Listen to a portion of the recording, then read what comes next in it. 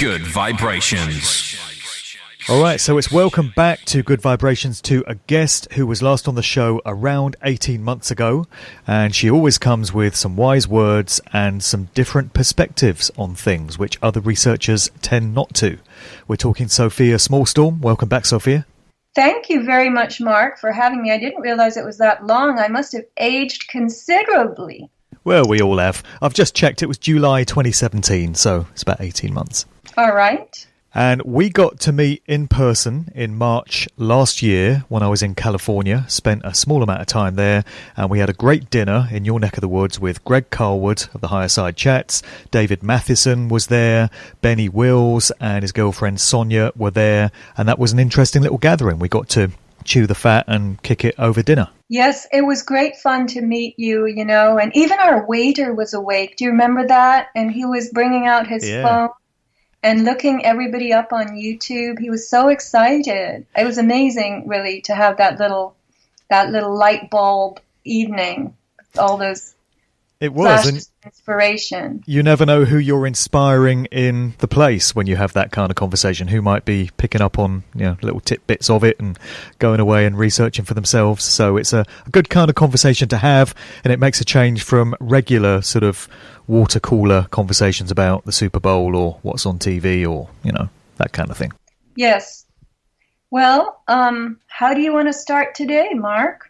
Well, you are a bit of a rarity among guests in that I don't have to plan too much what I'm going to talk about with you, because I do find that when we get together, things become spontaneous and pretty much off the cuff, and we're able to just kind of follow synchronicity where it leads us in terms of subject matter. So, and I found the same when I was on your show as well, by the way. I found the two occasions where I guested on your podcast to be very refreshing in that I was able to get into subject areas I don't on other shows. I mean, if one more host asked me about the Paul McCartney switch out or Jim Morrison's dad or, symbolism in a Katy Perry video, I'm likely to scream and tear my hair out. I thought it might be good, though, to just start off considering the aspect of free will and consent. And we just had a little chat off air there in our preamble about utility companies trying to fit Wi-Fi related new systems into their infrastructure, and you just related a story where you just told the guys that had come around to do it at your place that you didn't want it, and that was it. That was pretty much the end of the story, and you've exercised your free will to make a decision on the matter there. But a lot of people tend to think that they don't have that power, and that when a company decides it wants to do something, you just have to go along with it. So we're getting into free will and consent here, and so many of the problems that are being foisted on humanity rely on our tacit approval and unspoken consent. And if we could only remove that consent and make the statement that we don't give it, it could lead to a very different state of affairs. It's all about removal of consent. Maybe you could just speak to that whole thing for a short while there, because consent and free will and contracting, these are spiritual components that are very far-reaching and have very profound implications for us in every aspect of our lives. I'll hand it over to you there. Mark, I have to say that I am not an expert in commerce and contracts, and that consent is to some extent, it's a contractual thing. It is also a spiritual thing because it relates to giving up our freedom. When you consent, you're really consenting to terms that are being offered to you. So from Black's Law Dictionary, 4th edition, I won't read the Latin, but they say here, he who is silent is supposed to consent. The silence of a party implies his consent. He who is silent is considered as assenting when his interest is at stake. He who is silent does not indeed confess, but yet it is true that he does not deny. So this whole idea of consent is something that is really passed back and forth across the table. And we don't even realize when we have the power or the opportunity to respond. When your credit card company sends you a little tiny bit of paper in the envelope with your statement and they say, our rates are going up, interest rates will be such and such, penalties will be such and such, etc. They tell you in so many words, it says very clearly, if you do not agree with these terms, please communicate this to us in writing. You're supposed to write back. Most people don't. Well, who even reads that small print, gets that far in the document, Well, I do occasionally. And most people figure, oh, well, if I don't want a credit card, if I don't like this, I'll have to close my credit card. But the fact is that you can dictate to these people, and you have to be able to demand the copy of the contract you signed. I actually did this when I was billed an absolutely egregious amount of money by a shipping company that I had an account with, and it was like $800 for an overnight from Asia. And I expected it would be expensive, but there was no other way to get this product that I wanted. So I figured $200, all right. But the bill comes as almost $800, and I called up. Billing inquiries, they gave the number. I called up, and immediately, as soon as they said, I have an invoice here from you, a bill, a statement, and it's $800 for one shipment. She goes, ma'am, we can adjust that. I said, really? And she said, yes. And so they brought it down $200, just like that. I didn't even have to say anything. Yep. And then they told me, we brought it down now to, it was a little under $600. I said, but that's not good enough. And she said, well, ma'am, blah, blah, blah. And I said, but it's still too high.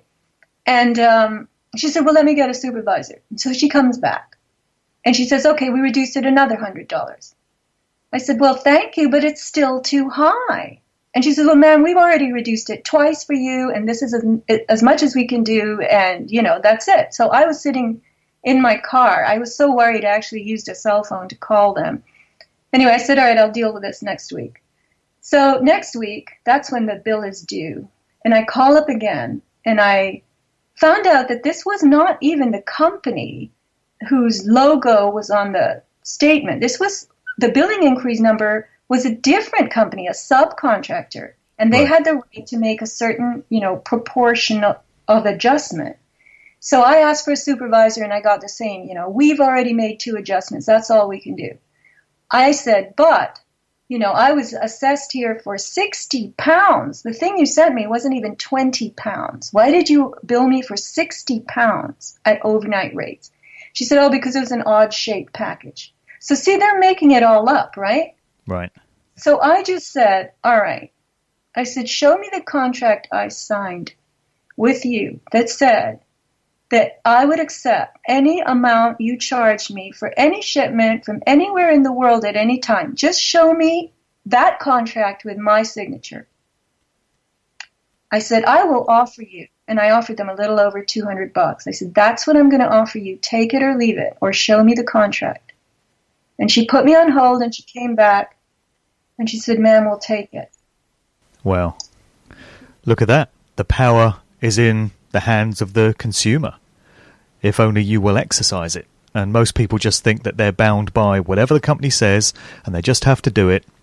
And this is a similar thing to my utility company here that provides the electricity. I got an email from them a short while back saying, we're increasing your direct debit amount, and they wanted to double it. And they said, we're now going to take this from your account each month. And I got in touch with them immediately and said, well, actually, you're not. I'm going to continue to pay what I've been paying up to this point because this covers the amount of electricity that I use, and I don't want to pay any more. And they said, but sir, if you go over, then, funds are in the account to cover it. And I said, if I go over, I'll pay there and then. In the meantime, keep the amount the same. And they said, okay, no problem, because the customer has asserted themselves there. But most people don't think they're able to do that.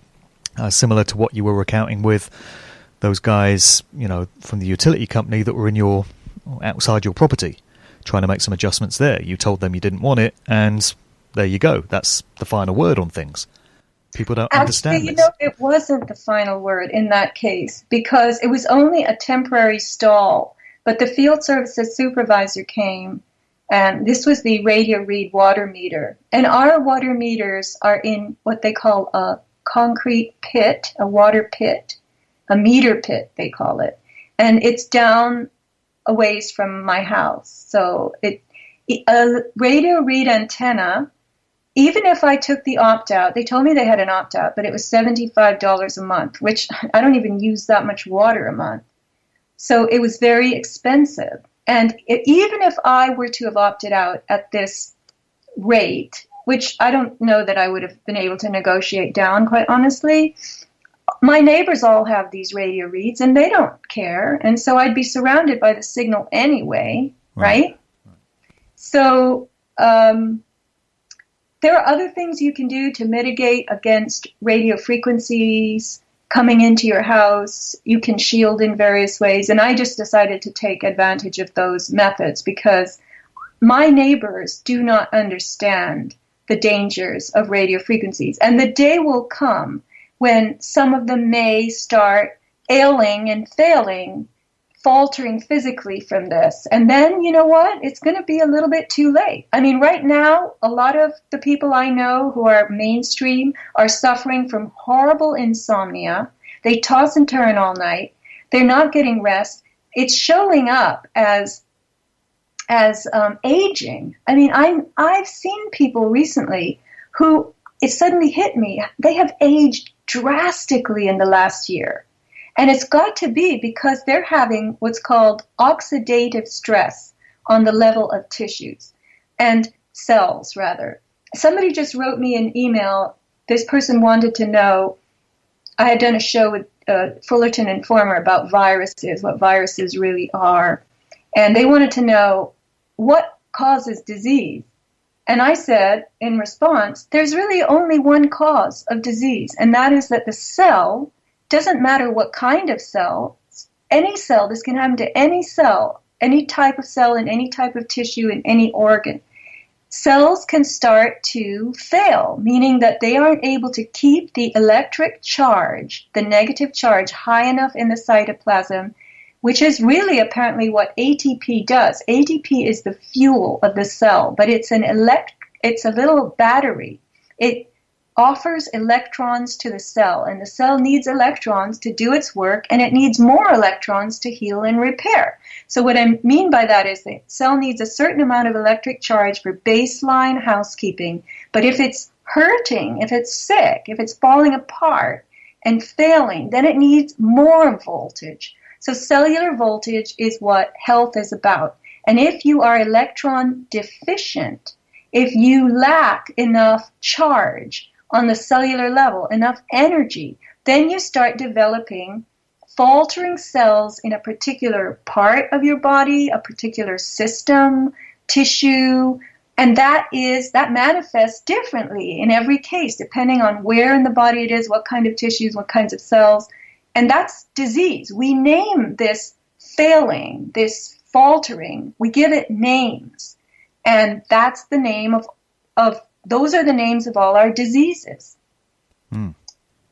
From what you've told me in the past, you've got something of a fortress in your home in terms of a room where you've shielded yourself as far as possible against the effects of things like Wi-Fi, microwaves, mobile phone signals and such, and you've got everything wired rather than wireless. Is there any advice you can give to other people on that front? Well, yes, you can shield with fabrics. You can actually tack fabrics up on your walls. You can use paint. You can work out a way to, shield with. You can do a little shielding blanket. You can do a mat under your bed. All of this takes creativity. It takes persistence. You really need a radio frequency meter to be taking actual readings of your environment with, and you need to have some basic knowledge. And I've actually started to consult in this, what I call electrical remediation, radio frequency remediation in a home. It's easiest if you can actually see the place yourself and do the readings, and then you can give people a little bit of direction in terms of what fabrics to buy, what fabrics lend themselves to, shielding for routers. You can actually wrap your router in something if you want to during the night, if you can't turn it off yourself. And they're making these modems and routers now so that they have to be disabled at the corporate headquarters. Mine, for instance, is permanently disabled because I don't use Wi-Fi. But there are people who, for instance, landlord provides Wi-Fi. So they feel that that's the only way they can have internet. But I know a guy who wrapped his internet router with shielding fabric, and it doesn't emit such a high signal now into his living room. So there are all these things you can do, but it takes time to learn, to become aware, and the best response is your body and your quality of sleep. That's what I have discovered. You know, I'll give you an example. I went to let's call it a public cafe type of a place, right? And I happen to know the owners, and I just became knowledgeable more than I used to be in dirty electricity. And I'm learning an awful lot about that. It's called harmonics, noise on the wiring, and it's really just as bad as radio frequency when you start understanding the effect on the body. Well, I never knew it, but the readings from these wires were extraordinarily high. I mean, literally more than 10 times, maybe even 20 times what they are in my house. And every time I spent time in this place, I'd come home and I'd be completely ragged, knocked out, tired. And I didn't know why. I thought it was because a couple of people in there might have had cell phones. But now I realize I'm sitting near a wall that's putting out these incredibly high dirty electricity readings. Right, and this is wired, right? This is wired. But so let me explain something. Back in the 70s, there was a professor, a medical doctor at Loma Linda University in California. His name was W. Ross Adey, A-D-E-Y.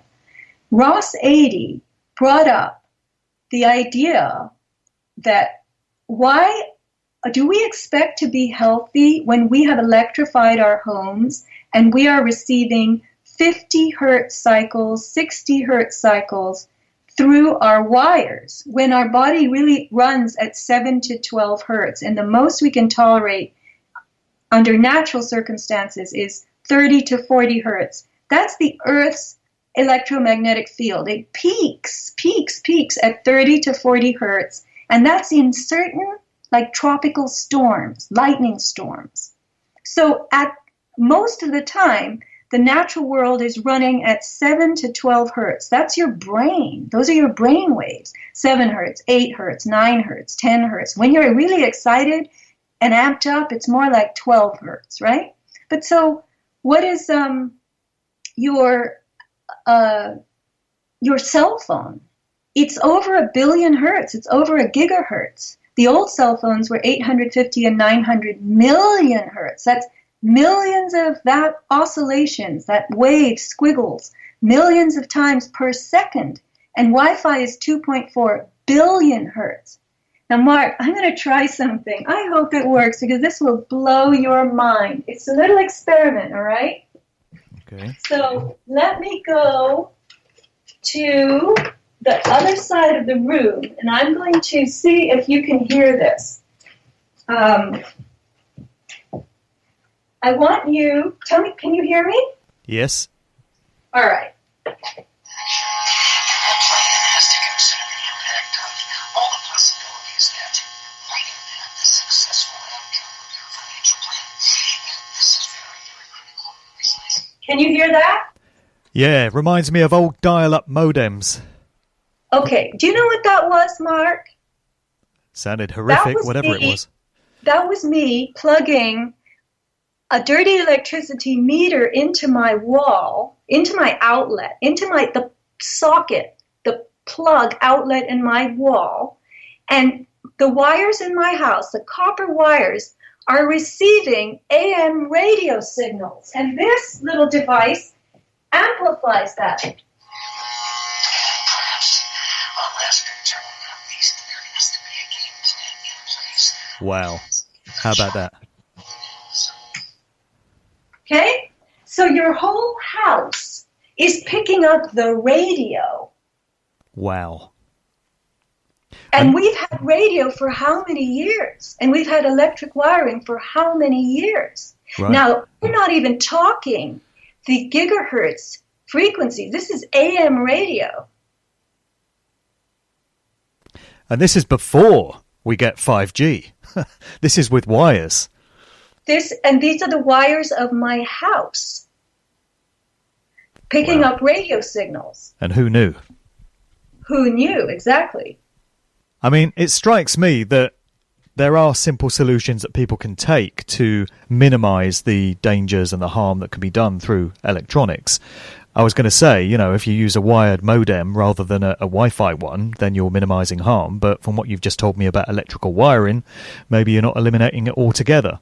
But, there's other things like don't use a smartphone. It is actually possible to get by on these old style phones. I've rocked one of these old school Nokias all along. I've never had a smartphone. And I get by just fine. Don't have a smart TV. Don't have a smart meter. These kinds of things. Mark, it's all about mitigation, diminishing exposure. So we know about carcinogens, right? We're told now that tobacco is carcinogenic, don't smoke cigarettes. Actually, it turns out that it's the fertilizers that they put on tobacco plants that are the carcinogens. Polonium-210, these are byproducts of uranium. And tobacco plants happen to suck up. They are phytoremediators. They will pull more hazardous substances out of the soil and more chemicals than any other plant. They're in the top little niche of phytoremediation in botany. So people smoke cigarettes, and these tobacco plants are fertilized with polonium-210, which is carcinogenic, and this is why people get lung cancer from smoking, all right? So the idea is we need to minimize how many different kinds of things we expose ourselves to that are potentially cancer-causing, right? Right. Same with radio frequencies and electricity. The less you expose yourself, the better off you are. Now, I hired an electrician recently, and he told me that he had atrial fibrillation. AFib, people call it. Do you know what that is? No. Okay, atrial fibrillation is when the atrium, there are two top chambers of the heart, the right atrium and the left atrium. They don't contract properly. They don't charge properly. They don't squeeze properly. They just kind of wobble, a fibrillation. And they don't dispense the blood. They're supposed to dispense the blood into the ventricular part of the heart. So the vena cava brings in the deoxygenated dark blood to the heart, and the right atrium receives that blood, and the right atrium gives a push and drops it into the right ventricle, which pumps it into the lungs, where it's oxygenated, and it comes back. There's the whole pulmonary artery system, comes back into the left atrium, which gives a squeeze and pushes the blood down into the left ventricle, which is the major pumping chamber of the heart, and then the blood goes through the ascending aorta and the descending aorta to the top and bottom halves of your body, right? So my electrician said he had AFib, atrial fibrillation, because he's been electrocuted so many times. Why has he been electrocuted so many times? Because he's an electrician.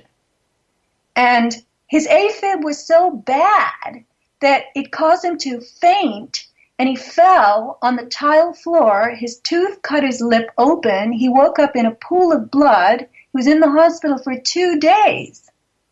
So this is one of the hazards of his job, his career. Yeah, certainly what you call an occupational hazard. Right, but we surround ourselves with lifestyle hazards, occupational or not. Right.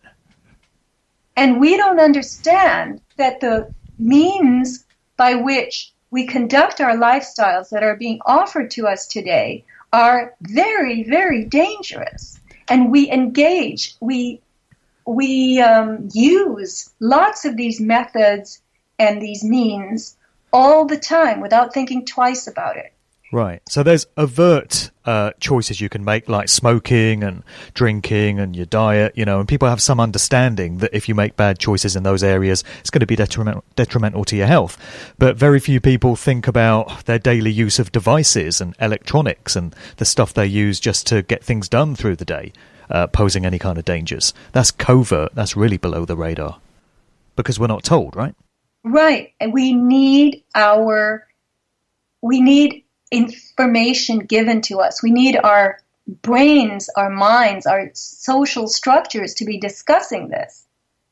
And somebody showed me on her cell phone very proudly, she was a mainstreamer, that there's a little device you can buy for $15, and I think you plug it into your power strip or something and your modem, and it'll shut your router. You will shut your Wi-Fi off automatically. You can put it on a timer.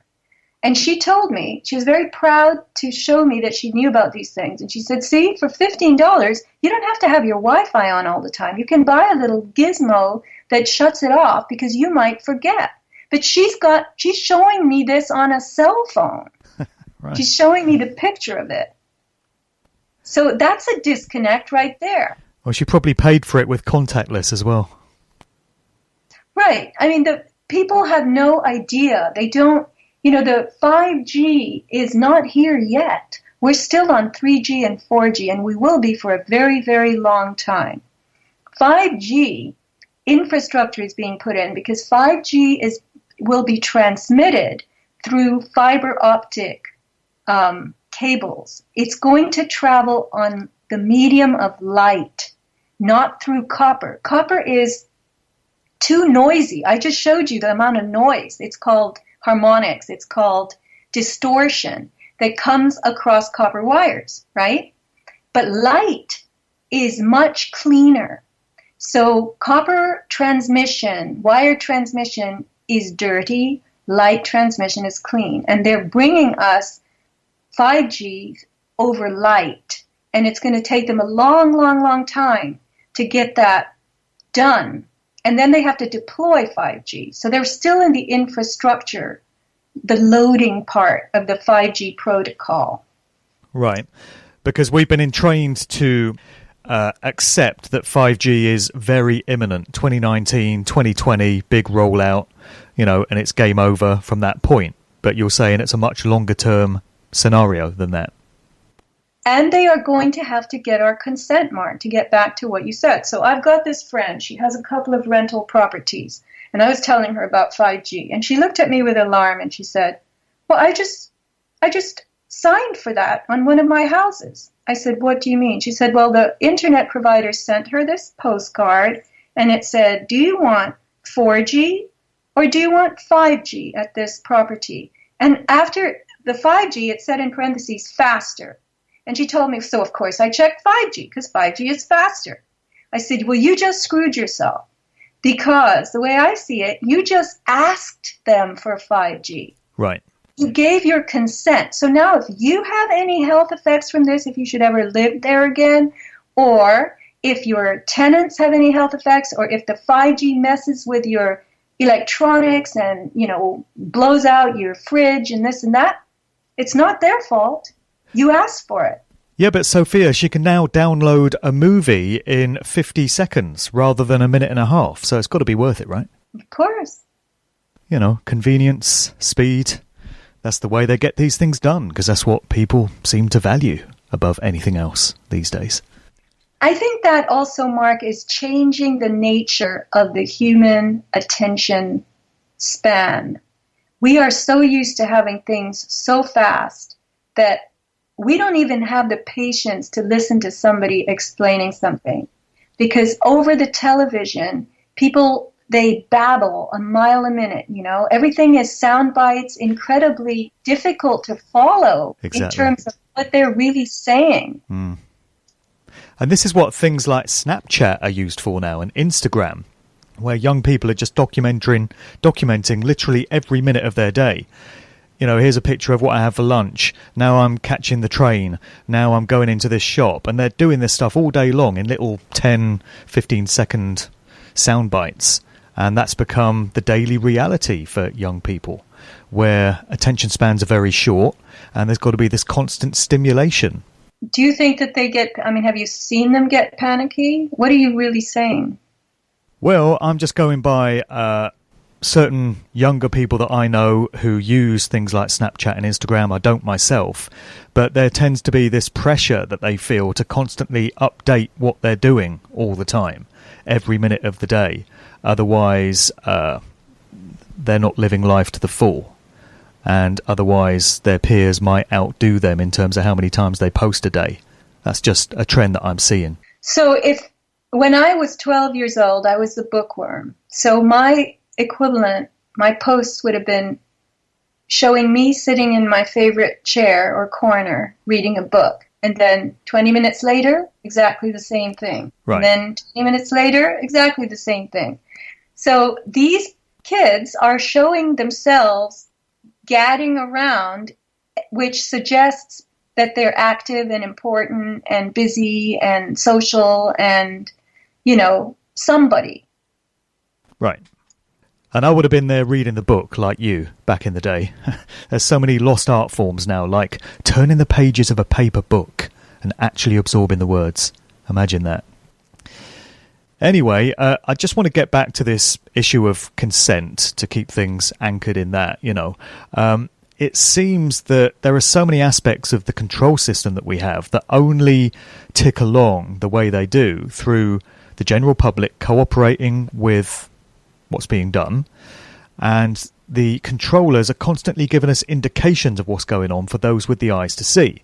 So they do things like place predictive programming in movies and music videos and stuff like this, but also when you get some pharmaceutical meds from your doctor or you get given a vaccine shot, those people that take these things, you'll get a leaflet with it with a list of ingredients, and it will say it contains this, it contains that.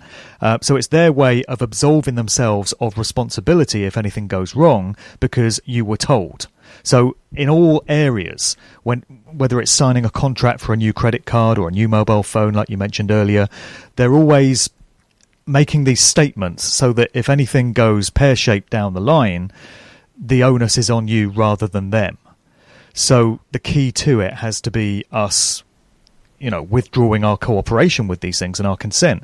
And I just want to bring in this letter from Janice Barcelo here, who you mentioned earlier. She's a mutual acquaintance of ours. She's been a guest on this show before, a great author and researcher. Now, she got into a battle with her utility company last year, which I think it's had some detrimental effects on her health, and it's been very ongoing. But you mentioned this on Greg Carwood's Higher Side Chat show when you were last on.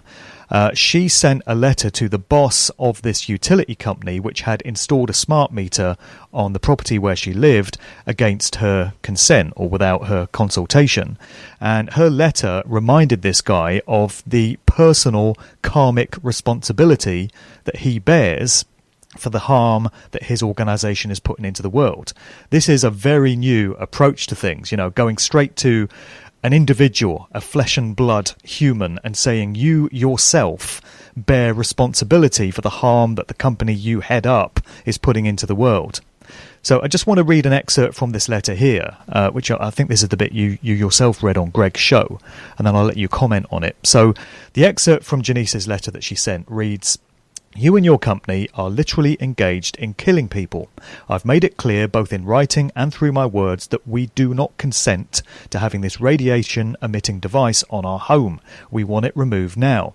Since our express consent is necessary for you to be absolved of accountability and liability, and since our consent is not forthcoming or being offered, you will be held both liable and accountable if you do not remove the digital meter promptly. Accountability for what you choose to do exists not only on a physical level, but also on a spiritual level, where your decision to take right action or not will follow you long after this life is complete. The exchange of innocent lives for a paycheck will weigh heavy on your soul. I wouldn't want to be you right now." That is a different kind of letter for a CEO of any kind of company to get. And I believe Janice did get some kind of positive result, seemingly as a result of sending that letter. But maybe you just want to comment on that for a minute. Yes, Mark. Janice sent a barrage of communications to the power company and to the New York Public Services Commission. I think something like that it's called. I don't have the newsletter here that I reported all this in. It's in a folder. But, so there are two things going on in that particular correspondence that you just read. One is that she is expressly, unrelentingly telling them that they have liability. And you've got to use a person's name. This letter was addressed to an individual. Right. Don't think he was necessarily the CEO, but he was the person she was communicating with. And anytime you have a dispute with these people, you must ask for their name. And when you address them in writing, write to them and tell them, as she did, that they will be held responsible for any harm that befalls you as a consequence of these contractual terms that they are trying to force on you. So she's really talking the language of commerce and contracts there. And she adds to that this spiritual component. And I learned this principle, as she did, from the In Power movement, which is busy trying to apply some of the tenets that one of its leaders, I guess you could say, Cal Washington from Canada, came across what he gathered from 10 years dealing with the court system through its particular type of commerce and contracts mechanisms. So everything in the world today that is incorporated is a dead, fictitious structure that can only deal with you one way, and that is through commerce and contracts. So that dead artificial structure offers you a contract for services or something. I mean, it could be, when you sign your credit card statement, you're really saying as the warm person that you are responsible for the transaction that has taken place on this paper. You are giving your consent to that transaction. But the commerce and contracts world, you could say, it derives from merchant law, and it connects to what I call the dark side of spiritual law.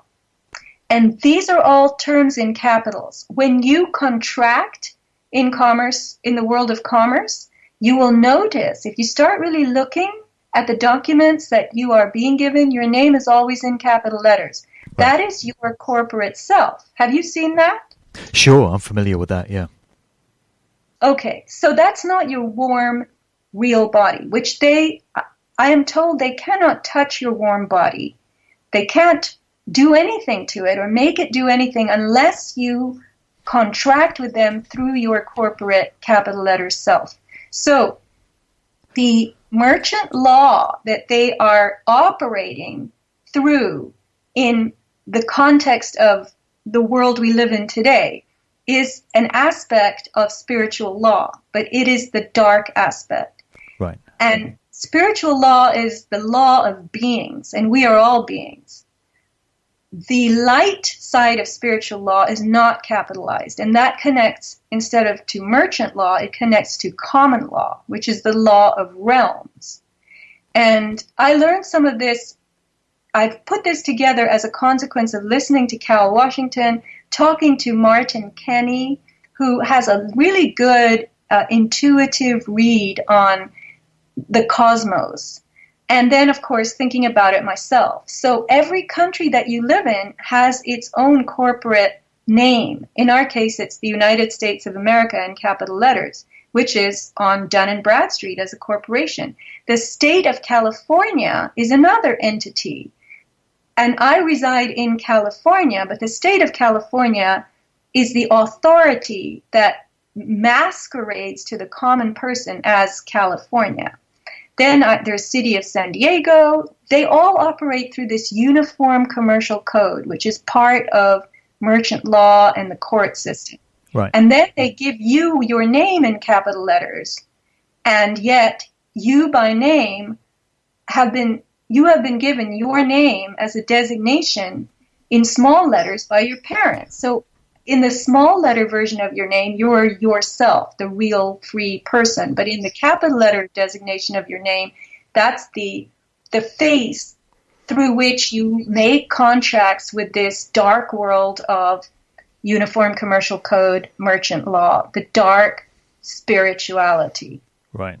The distinction between the flesh and blood man or woman and the corporate fictional variation on that individual, which comes through merchant law, also known as admiralty law, maritime law, as opposed to law of the land or common law. All these terms are interchangeable. But nobody's ever told this. You know, you're tricked and you're deceived into going along with all this. Obviously, it is possible to know. You can do the research, you can get the knowledge, but nobody's ever outright told. You're deceived into complying with all this in this world of lies in which we live. And you know what's interesting, Mark? Apparently, it's hard for us to believe, but Cal Washington, if you go to YouTube and you type in power movement, you will see interviews with him. But he says that all these people who serve this, what I call dark spiritual law, it's even, I think it's a bastardization to call it spiritual, but it's like the opposite of what we consider spiritual. It's the demonic spiritual. They are very afraid of consequences. Exactly. So there are two ways to get to them. One is to put a price or a cost on every day, every hour that harm is being done to you and shove it at them through this commerce and contract system which they've created and say, for every day that this meter is on my house, you will owe me, you will pay me, you know, whatever it is, $5,000. You can make any number you want. And you hold them liable as a person. And you put down their name in capital letters and their name in small letters. And the conjoining of those two forms, the capital letter and the small letter, in the context of penalty is of great meaning to them. And they are also very, very frightened of the Bible and the weight of oaths taken and this kind of thing. Right. And I don't quite understand how they can be that afraid and yet be doing all the stuff that they're doing. It doesn't seem to fit, you know? They're trying to get themselves off the karmic hook the whole time, it seems, by putting all these loopholes and all these different clauses and trying to place the emphasis and the onus on us and away from them. And a lot of people might laugh at that letter that Janice sent. I've mentioned it to a couple of people and they just scoffed and said, oh, like that's going to do any good. But you think about the reaction of that utility company manager that received that letter. It's going to be one of two things, I would have thought. It's either going to be, oh shit, this person comprehends these principles and they're on to me. In other words, this person knows damn well what they're doing and they've just been caught out on it and they recognize that they've been caught out. Or the other reaction is going to be, what the hell is this crazy woman talking about? I need to look some more into these terms that she's bringing to me. And they might mention it to a family member or a friend or something like that and go searching online for some of this stuff that she's talked about. It's going to be one of those two reactions. But either way, you've got a result. You've let them know that you're onto them and you're not taking their shit, or you've caused them to look into what it is they're getting themselves into. Right. And you know, it's interesting because the concept of harm or hardship is actually one that they take into consideration. For instance, a friend of mine has been fighting the tax agency, and he was just sent this absolutely ridiculous demand, and this is after many, go-rounds of he sends the same argument back to them why he doesn't think he owes this, and they send to him that, no, you do, and now the penalty is higher, and this and that. So he sent it to me to look at, and I said, but look here, they give you this chance to do an offer in compromise. So you don't have to pay them this number they're asking for. You can offer them a lower number. And he said, I can. I said, well, it says right here. So make up a number. And then on another similar document that went to someone else that I saw, it said that you could plead hardship. And you could say, I simply don't have the money to pay this. Now, why would they put that there, Mark? Clauses and subclauses everywhere. No, they're actually giving you the opportunity to say, this amount that you're trying to extort from me will harm me. Therefore, I am offering you this amount. So that's, in commerce and contracts, I've learned that you don't reject an offer, whole hog. You don't just say, nope, sorry, goodbye. You accept the offer conditionally, which means you put forth your own terms. So when they send you a letter, they want to do business with you. They like you so much. They want you to pay them $61,000. And you look at this and you get all worried and freaked out and you say, I can't do this. Oh, what am I going to do? But on their own paperwork, it says, make an offer in compromise. Most people don't even realize they can do that. Right. Or it says, or they wouldn't read that. They wouldn't get to that part of the letter. They just panic and think, oh my God, I've got to pay this. Right. Or it also could say, plead hardship. Tell us why you can't pay it. You can also do an installment plan. They offer you, because they know that they shouldn't be harming you. That you have that. That is like that is the sacred defense that you have. That they're doing you harm. Right. Do no harm. As a principle of natural law, universal law, it seems that they observe that they themselves are bound by this in the same way that we are, which is why they offer us get outs and they have to state what they're doing to us. They do it in cryptic, encoded forms, of course, so that you have to be entrained in these methods to fully comprehend what's happening. But nevertheless, they can make the argument that you were told and that you were made an offer and that you contracted and consented to it. And it's all their way of, as they see it, avoiding doing harm. I would suggest that they've got it very twisted and distorted in their perception of how these principles work, but it does indicate that they feel duty bound by it and that they feel there will be consequences for them if they contravene these laws. So there's some encouragement to be drawn there, I would say. The fact that they recognise that they're doing stuff that they shouldn't be. Right, and that each of them becomes personally responsible for harm to you, which is punishable in the court system. Right. As well as nobody really knows this. Yeah. I mean, we are fellow beings in this world. And if one harms another, we've been given this justice system as the platform in which to duke it out. But guess what? You're not supposed to go in there alone. You're supposed to hire somebody to do it for you, which would be a lawyer, which lawyer does not really represent you. He's an officer of the court. So I use the analogy to playing tennis. Let's say, Mark, that you and I decided to have a tennis match, right? Okay. But instead of playing each other ourselves, we each hire somebody else to play the game for us. And you hire, Martina Navratilova, and I hired Billie Jean King. But it's still our game. And that's what we're doing when we go into court with lawyers representing us. We're actually trusting somebody else to play this game and win for us. Right. And yet, often they don't win for you. Because it's nothing to them. To them, it's just how much their fees are going to be at the end of the game. Yeah, it's just a game. So the answer in all things just has to be finding ways to withdraw consent and cooperation and making it clear that you do so. Are there any other examples that we can give people of how they can unplug from organised society in certain ways? Because many of these steps are just very simple ones. We mentioned earlier, you don't have to have a smartphone. You don't have to have sat-nav in your car that tracks you everywhere you go. You don't have to have a dash cam. You can use a wired modem instead of a Wi-Fi router. You don't have to use credit cards the whole time. You can still use cash if you make the choice to. Are there any other simple steps that you could offer to people to just maintain their autonomy. Mark, those are all very good suggestions. I don't know that I can add very much to them. Well, sure, don't let Amazon into your house with keyless entry, Well, there is that, yeah.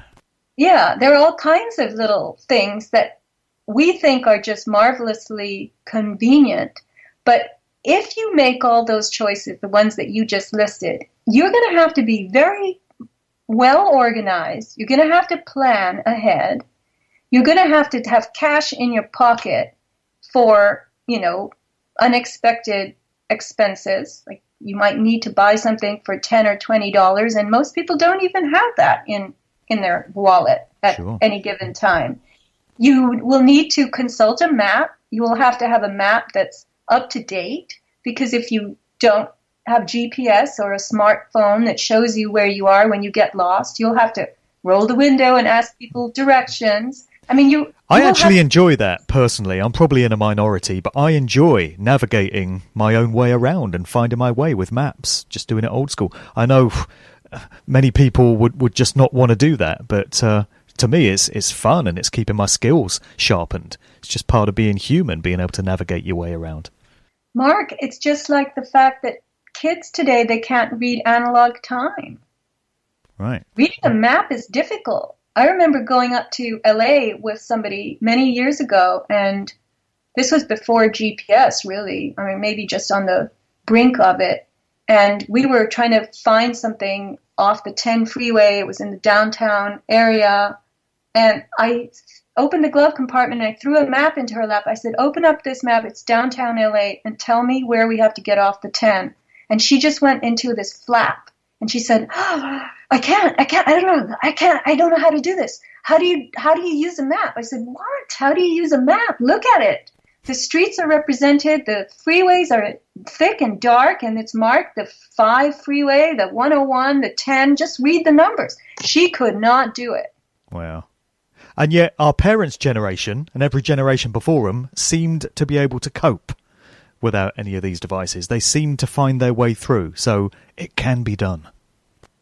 But Mark, they can't do anything with computers. They have to ask the 5-year-old grandson to do the, install this or well, that's help true. me with that. My parents can't text. So, yeah, they have difficulty adapting to the current way of doing things in the way that young people just would never imagine doing things the way they did. It's a generational shift, I guess.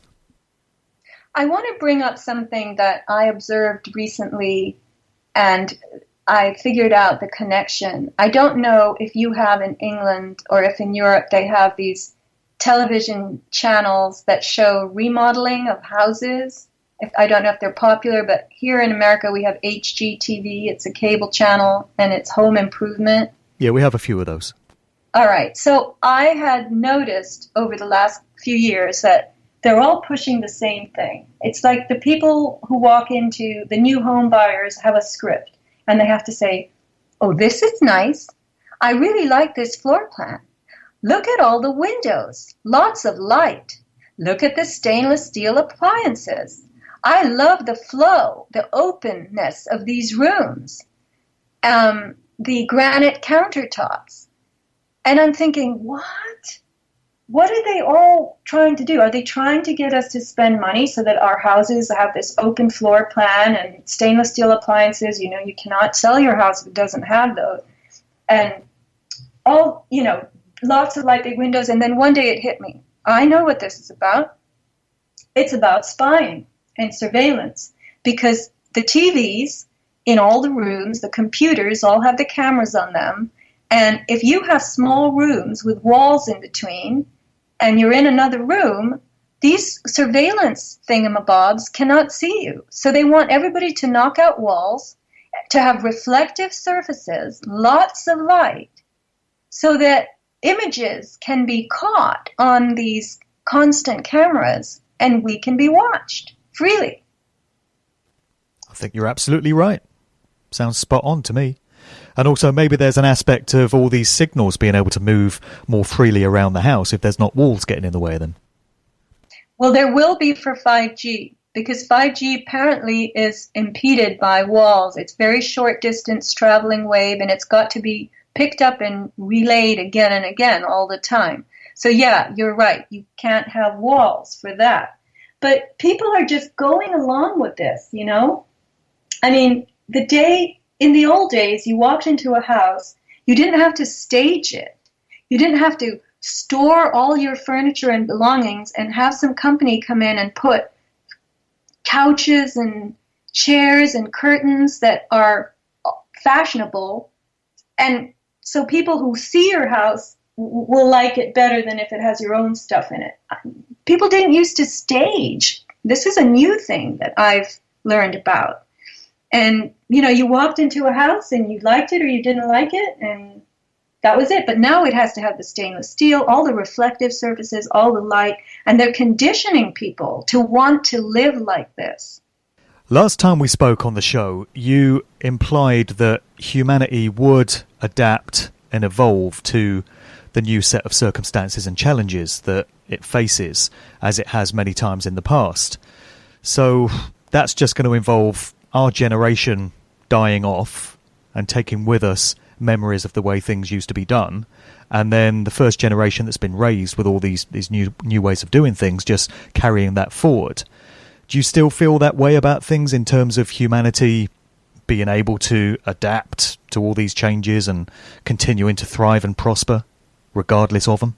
When I said that, Mark, I think what I meant was that humanity was being conditioned to want this and would eventually, over time, start trying to integrate on the biological level with these, for instance, radio frequency transmissions. It's going to change us. You were talking biologically in terms of, you know, that kind of evolution. Well, eventually, I mean, biologic adaptation is the way things go, but it takes a very, very long time for that to happen. In the short term, there is a lot of, you know, you would call it selection, meaning that the organisms that cannot thrive in those situations and with those circumstances are going to fail. And so only the hardiest ones will prevail and endure. And then you could say the genetics of the hardiest surviving types become the prototypes for the successors, right? We are living in an age, let me give you some examples of this. We're living in an age of what I call sepsis. I'm looking out the window and we had some really nice sunny days, but now we've got this overcast that looks suspiciously man-made to me. I mean, it doesn't look like a normal overcast. And there's a whitish light. It's got a slight tinge of yellow coming down through this cloud layer. But this filtered light, you could call it filtered sunlight, the thermal energy is being filtered out, and the yellow component of the light is being filtered out. So what we're getting is a quality of light that promotes the growth of molds, spores, and decay. So this is what I call the sepsis agenda, because they are trying to diminish our ability to be in sunlight, and thus natural forms don't have the growth and thriving opportunities that they would normally have. And this is how they're curtailing the resilience of the natural world. And we are part of the natural world ourselves. So, for instance, let's look at population migration. People who have white skin, light skin, not a lot of melanin, are adapted to, let's call it, latitudes with not very much sun.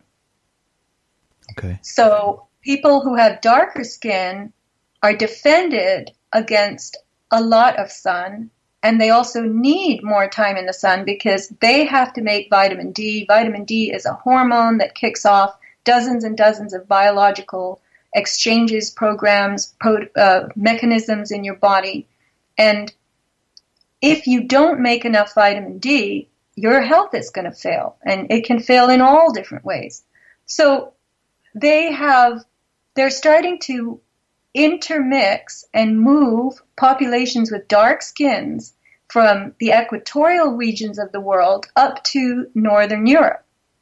And this is the immigration, right? And it's hailed as multiculturalism, the right thing to do, because these people were, colonized by imperialists and they don't have opportunities and we have to give them opportunities. All right. Sure. So what's going to happen to those people? They're not going to receive enough sunlight.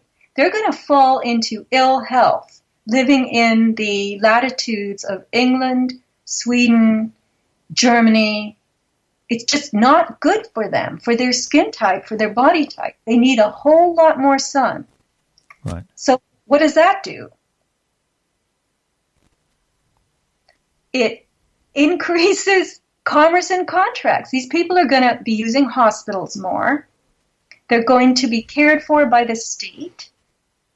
And the whole pharmaceutical world is going to enjoy an explosion as these illnesses become greater and greater in the population mix of Northern Europe. New customer base. A what? A new customer base. Exactly. Now, I have this thought that as the countries, Somalia and all the countries in Africa, start emptying out, they will tell the white people who are being disenfranchised in Northern Europe, because the immigrants are being given preferential treatment, which is to integrate them quickly and firmly and solidly in the society. So the Nordic European whites are going to be told, hey, you don't have work? Well, guess what? We have jobs in Somalia, Ethiopia, Syria, here, there. And these are jobs that require skilled people like yourselves. The infrastructure has to be built there. So why don't we move you and your family over to these countries, and you'll be able to start a new life, and you'll be able to contribute. You'll be able to do something with what you know how to do. Well, those people, Mark, are not going to do well in those climates because they don't have the biological defenses for the amount of, microbes and sunlight and heat and all of this. Mm-hmm. Melanin is a biopolymer. It is a structural component of skin. It makes skin tough. It makes skin resistant. And the Nordic European whites don't have a lot of it, so they're not going to do well if they live in Africa. Right. And that is going to be another customer base. That's right. Great observation. We'll finish off shortly, but I just want to ask you this. You're in Southern California. We've been hearing a lot about the wildfires that have been going on down there. I think you were telling me last year that our other mutual acquaintance, Joe Atwill, had to be evicted for a time, as many, many people have. But many onlookers and researchers into all of this are of the view that the images we get of apparent wildfires actually bear all the hallmarks of having been done by directed energy weapons. I just wanted to get your take on all of that. I'm sure you've looked into it. I have, Mark, and yes, Joe Atwill was not evacuated once, but multiple times. And you can also refuse to evacuate, by the way. I believe he did refuse a couple of times. It's just too stressful. Yeah, I wondered if, that they've got a method by which they can force you to leave, because many people would not choose to. Well, get this. We got some evacuation instructions. Not that we had to evacuate, but in the event of evacuation. And we were advised, I read this online, and it was posted by the city manager, the sheriff's department, agencies, and quote-unquote authorities. And they said, in the event of evacuation, you are to leave your dwelling with all the lights on and the doors wide open, the doors unlocked.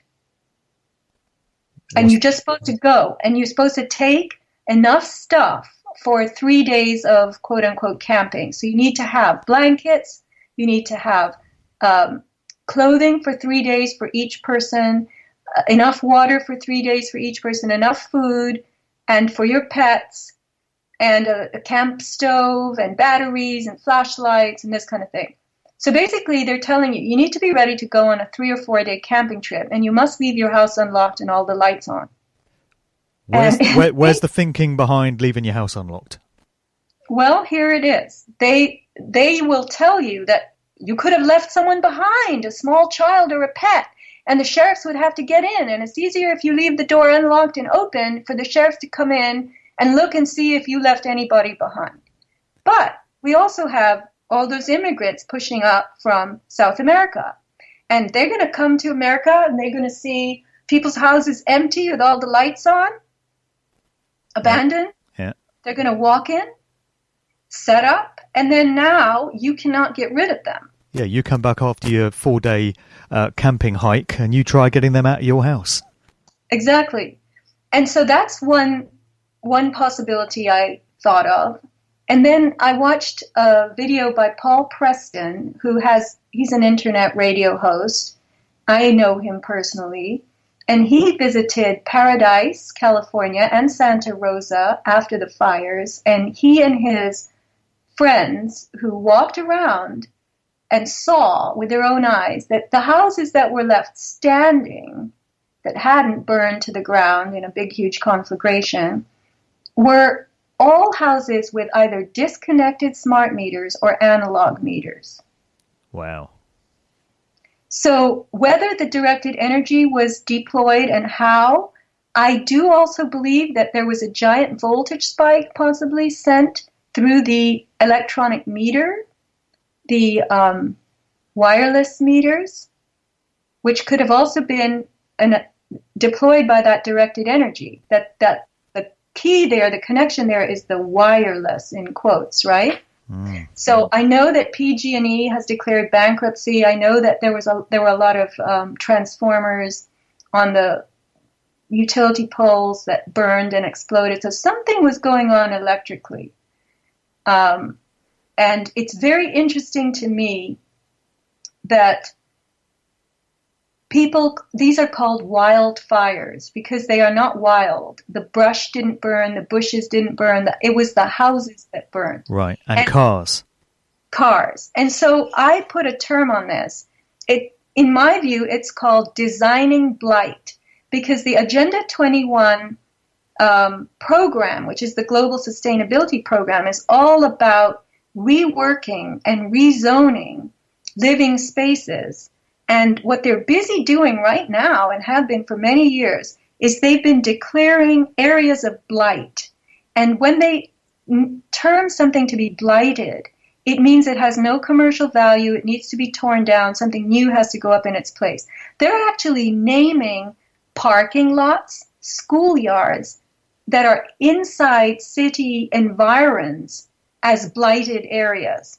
Why are they doing that? These are not areas of blight. They're areas of low use. The density is not to the taste of Agenda 21. So what they want to do is stacked housing, smart housing, and I think that they have blighted these suburban communities deliberately, and they may very well erect new kinds of housing, triplexes, duplexes, rather than single-family homes, and style them for immigrants who are used to being more densely clustered in their countries of origin, right? So there's that whole population trade. This is just a theory of mine.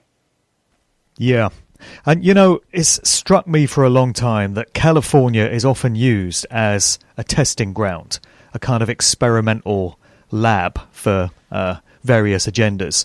You could take it all the way back to the 1960s with all the counterculture stuff and the changes in society that were all perfected in San Francisco and LA. And there's so many other examples of California being singled out for this sort of petri dish where various experiments are carried out. And to my mind, this just seems to be another rendering of that. It's always California. Yeah, and somebody else told me that Paradise, for instance, is on a bluff. You can actually see all the way to the coast, even though it's not coastal per se. And that he believes he watched the PG&E trucks, very suspicious trucks, tons and tons of them with all kinds of cables on them, which could have been fiber optic cables laying 5G. But he theorized that this location is going to be, and let's just call it like a lookout or an ivory tower for the controllers, because you can survey a tremendous amount of surrounding land from that bluff. And that may be a 5G headquarters, which is why PG&E was involved and all those trucks were there, and they had these giant encampments that looked like they were construction related, but yet nobody was concerned with the ruin, the rack and ruin of paradise. Nobody was concerned about trying to help the people, the victims. They were just concerned with making it blighted and now hurrying into formation, some new kind of infrastructure that they're putting in technologically. Yeah. Well, great conversation, Sophia. Plenty to ponder on there. I think we'll leave the audience to do that. What are you working on at the moment? Any new projects? Anything you want to plug? Anything you want to promote? What's on your radar right now and for the rest of this year? Well, Mark, I always have my store, avatarproducts.com, and my principal sellers that seem to be repeat favorites with people are iodine products and magnesium products. There's a really good magnesium gel now. You can use it as deodorant. It's not expensive, lasts a really long time, takes away physical pain, makes your body feel better. I would say magnesium and iodine are really inexpensive, and if you're going to fortify yourself and you want to get that cellular metabolism back in line, those would be two very easy ways to do it. But I actually am into something else. I'm really starting to study bioelectricity, dirty electricity. I'm starting to not just do consultations, but I actually have some products that I am able to procure for people. I don't sell them online. It just takes too much education of the customer, you could say. And of me, I had to learn all this over many, many, many months. So if people are interested and they want to know a little more about dirty electricity, I can get you a meter, teach you what it's all about, and then you can start to remediate in your house. And you will notice the difference. It's really amazing. It's just like the radio frequency issue. Once you start to diminish the intrusion of all of this, you will sleep better. You will feel better. Your attitude will improve. You'll have much higher spirit toward everything that's going on. And particularly the sleep. When you can sleep deeply and cleanly every night, your body goes into parasympathetic nervous system mode. And I want to say something. This is very interesting. Not only is your biology doing deep cellular repair and restoration without interruption, without being jolted by Wi-Fi, or your cordless phone or something. But I learned recently that when you're in deep sleep, the brain actually filters its memories from the last recent time, let's say the last day, and it starts sorting, and it puts things into like files that are deeper. It prioritizes. And I truly believe, Mark, that people who don't get the proper kind of rest at night, their outlook on life is damaged because the brain isn't doing that refiling. It's not taking a nasty experience and putting it in some deep file that where you can let it go. Do you know what I'm saying? Just like a computer. Exactly. Your brain knows how to keep you positive, and you've got to have deep sleep to be able to do that, so it can sort and sift through what you've gone through and put everything in the right place with the right priorities. Right. I mean, my sleep patterns are a mess, and it's not as a result of interruption from Wi-Fi signals or whatever. It's just historically I've been a DJ and I lived nocturnally, and that kind of screwed my body clock up. I travel a lot. I do shift work. I'm often up at early times in the morning. But the way I get by is by power naps during the day. And, these really do work wonders for me. But every now and again, I will get 8 hours of unbroken sleep. It's a special event, but I feel incredible after that because it's such a special event.